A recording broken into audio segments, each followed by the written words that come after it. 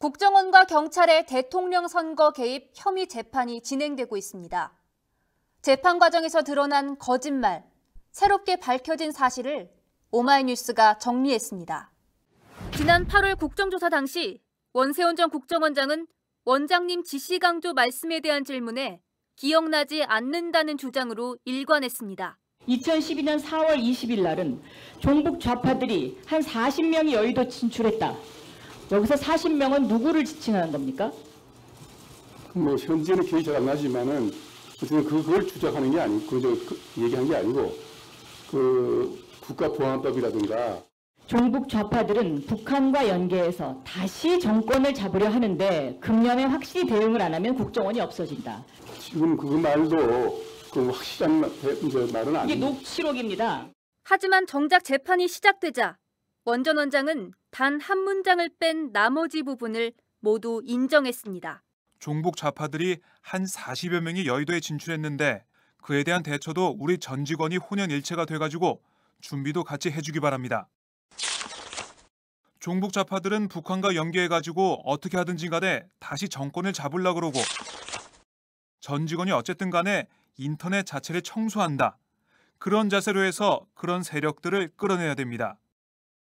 원세훈 전 국정원장은 국정원 차원의 정치 선거 개입 지시는 없었다고 주장했습니다. 전 직원들에게 공개되거나 이런 일은 아닙니다. 그렇지만 첩보 수집 부서에서 원장한테 보고를 하면 이런 거는 우리 간부 정도는 알아야 되겠다. 이 정도의 얘기지. 그거 가지고 행동에 어떻게 옮기는 그런 말이 아닙니다. 국정원에서 그 직원들에게 그런 지시를 한 바가 없습니다. 그러나 재판정에 들어선 국정원 간부들은 원장님 지시 강조 말씀을 조직적으로 하달 보고받았다고 증언했습니다. 댓글 공작을 했던 심리전단 직원들 역시 원장님 지시 강조 말씀을 전달받았다고 밝혔습니다.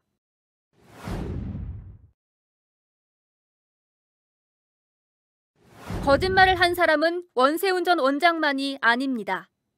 국정원 국정조사 당시 가림막 뒤에 숨어 대답하던 이종명 전 국정원 3차장, 민병주 전 국정원 심리전단 단장의 말도 달라졌습니다. 이들은 국정조사 당시 국정원 업무의 부적절성을 인정하지 않았습니다. 그런 행위라는 거 알고 계시죠? 저희들 활동에 대해서 현재 검토가 돼 있습니다. 아니요, 저희들 정당한 행위 중에서 일부 중첩되는 부분이 있으니 그것은 법적인 판단을 받겠다. 자신들의 업무가 정당했다는 그들의 주장과 달리 현재 국정원 심리전단 업무는 중단된 상태입니다. 국정원의 거짓말은 국정원 사건의 수사를 방해한 혐의를 받고 있는 서울경찰청의 거짓말로 이어집니다. 국정원 사건을 담당한 수서경찰서는 디지털 증거 수사를 위해 서울청에 증거 분석을 요청했습니다.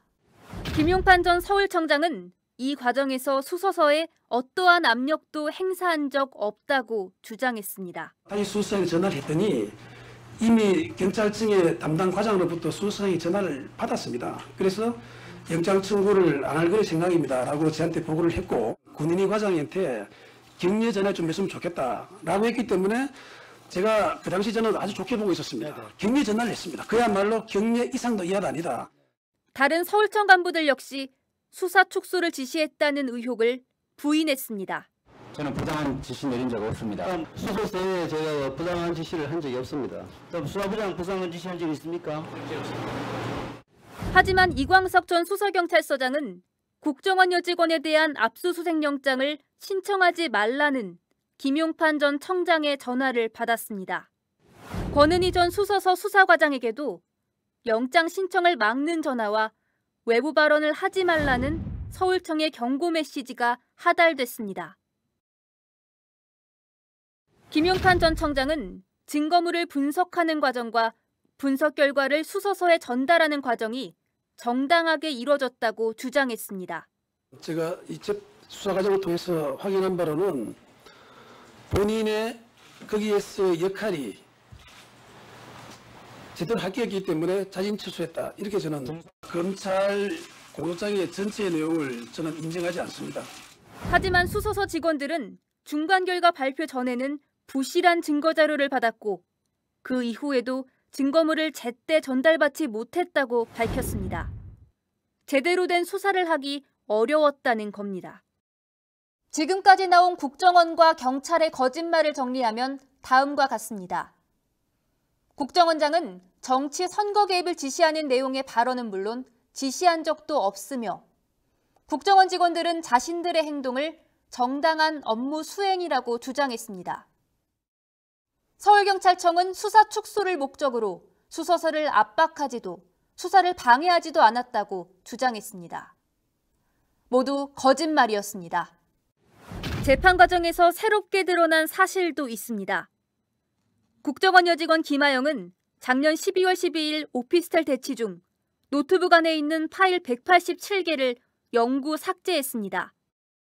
수사팀의 노트북 복원 작업 결과 김 씨가 187개 파일을 삭제한 사실은 확인됐지만 파일을 복구하진 못했습니다.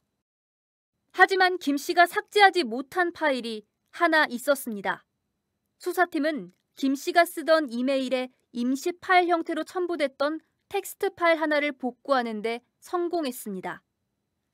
그 파일에는 댓글 공작에 사용했던 아이디와 닉네임, 패스워드, 민간인 조력자의 인적 사항 등이 적혀 있었고 그것을 실마리로 수사는 급물살을 타게 됩니다. 민간인 조력자 이정복. 김하영과 이정복 사이에는 한 명의 남자가 더 있습니다.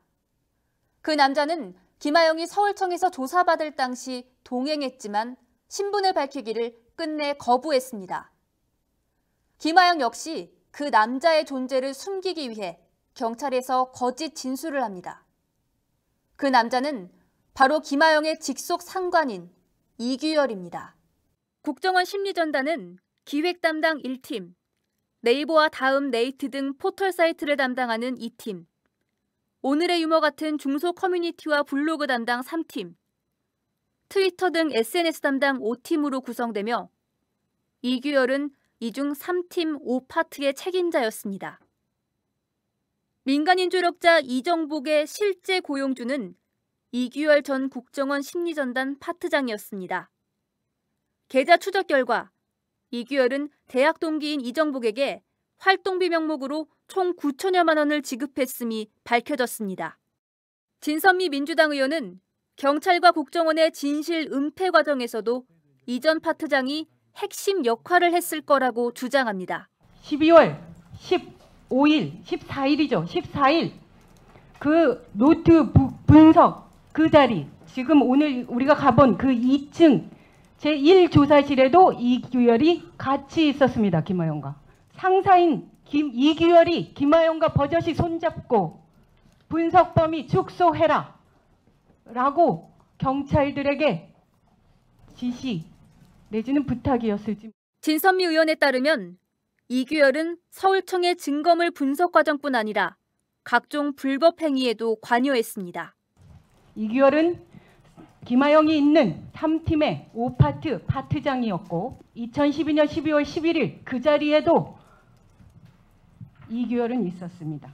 이정복이 대학 동창 친구인데 그 사람에게 정보비를 끊임없이 줬습니다. 국민의 세금으로 그 허접한 댓글을 다는 대가로 한 달에 300만 원 이상 돈을 줬습니다.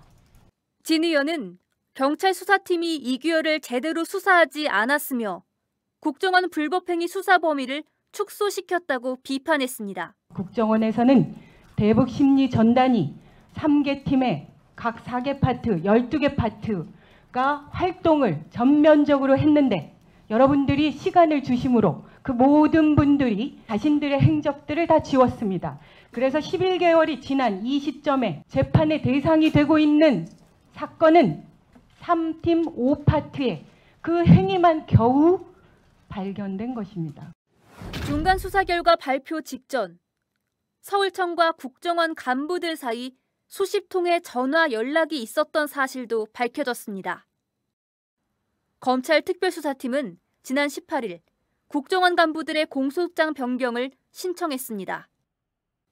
변경 신청된 공소장에는 박근혜 당시 후보의 후원 계좌를 안내하거나 문재인 전 후보를 인신 공격하는 등 국정원 직원들이 트위터상에서 여당 후보를 지지하고 야당 후보를 비방한 혐의가 추가됐습니다. 그런 트윗의 숫자는 무려 55,689건입니다. 원 전 원장 등이 기존에 기소된 혐의 내용은 다음 아고라와 오늘의 유머 등의 글 게시와 찬반 클릭을 지시한 것이었으나 이제 트위터 글 게시와 재전송 5만여 건을 지시한 혐의가 추가된 것입니다. 국정원의 추가 범죄 증거를 찾아낸 윤석열 특별수사팀장은 공소장 변경을 신청한 후 해임됐습니다. 윤 팀장은 적법한 절차를 따라 수사를 진행했으며 검찰 수뇌부가 자신뿐 아니라 수사팀 전체를 흔들고 있다고 주장했습니다. 직무에서 손 떼라. 그리고 직원들을 빨리 석방시켜라. 그다음에 압수문은 전부 돌려줘라. 이런 지시가 왔길래 좋다. 그럼 내가 이 지시를 수용하겠다. 저로서는 좀 불만이 있었지만 지시를 수용하겠다. 그러나 이렇게 외압이 들어오는 것을 보니 이거 수사해서 기소도 제대로 못하겠다 하는 판단이 들어서 심지어 윤 팀장은 수사를 진행하는 과정에서 법무부의 외압을 느껴왔다고 고백했습니다.